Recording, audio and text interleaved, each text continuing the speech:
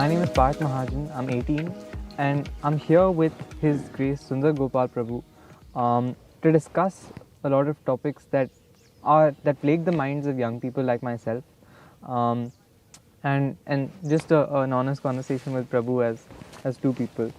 A little background to Prabhu Ji himself. He is an alumnus of both BRICS Pilani, where he was a gold medalist, and IIT Delhi, where he completed his masters. And during his tenure at IIT Delhi, he got associated with ISKCON and has, for the last several years, devoted his life to the movement after working in a corporate for several years. So, extremely happy and honored to be in conversation with you, Prabhu.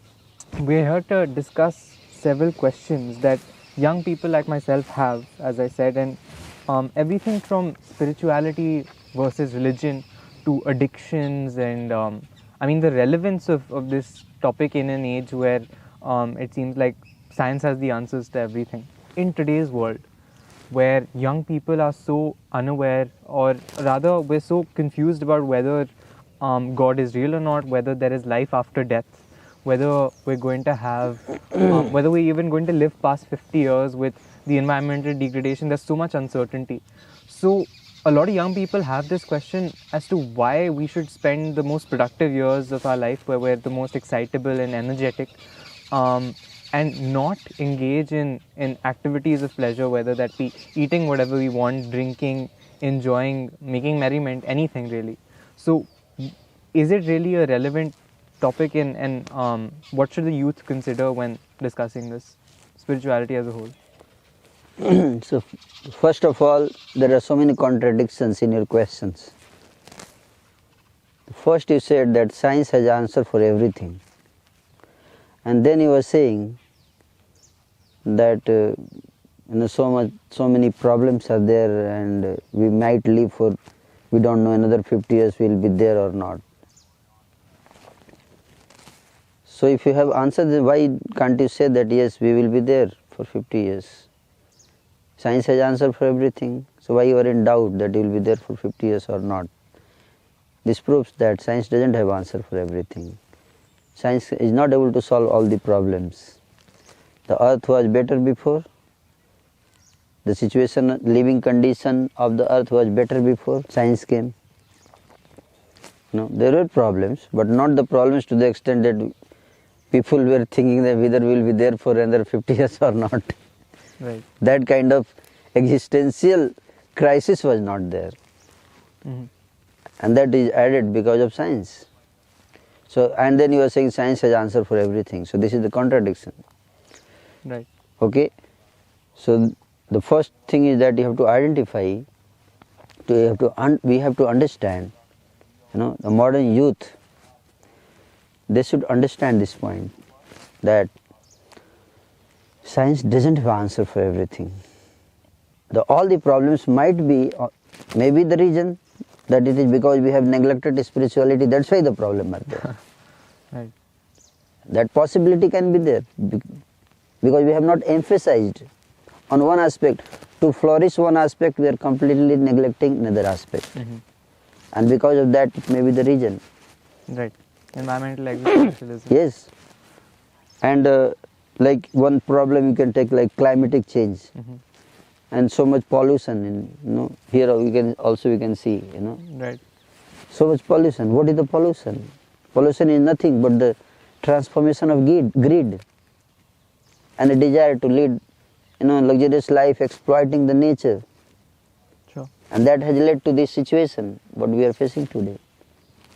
And if you read Bhagavad Gita, it teaches you how to live with the nature, how to, reconcile our lives, how to adjust our lives so that nature is all, along with nature we grow.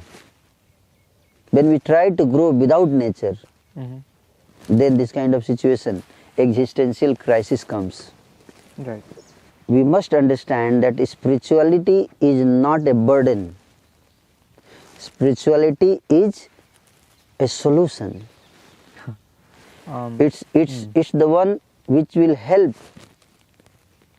the society. It's a part of life, and for that we have to, the modern youth, which is completely rejecting spirituality because of the propaganda of the modern science, they are being misled actually, I would say. Why they are being misled actually? Because unless you explore something, how can you reject it? Without studying, without going in deep of something, you reject it. Right. That is called blind rejection. I am not telling you to accept spirituality blindly. You don't blindly accept. But I am saying that you don't blindly reject also.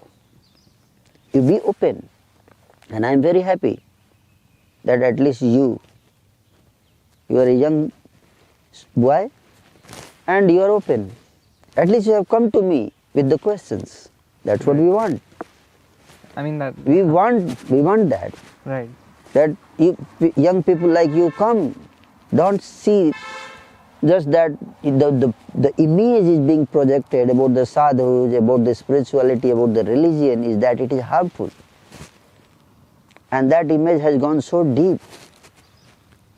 But actually it's not in reality. It's just a propaganda. And propaganda is also propaganda. It's okay, you make propaganda, but propaganda in such a way, so much so, that you even don't feel to come and ask question. You are putting some allegations. Modern youth are putting some allegations. That okay, spirituality is useless. It's a baseless. It's like it's a redundant thing. And you are not allowing us to answer also.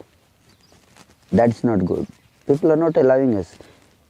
Just like you, even for a criminal, he has done murder in the public. Still, he is allowed to put his point across. And Right. people have to listen. Judge has to listen. Without listening the person in detail, if you reject it, this is called blind rejection. So there is another extreme. One is blind acceptance is one extreme, and blind rejection is another extreme.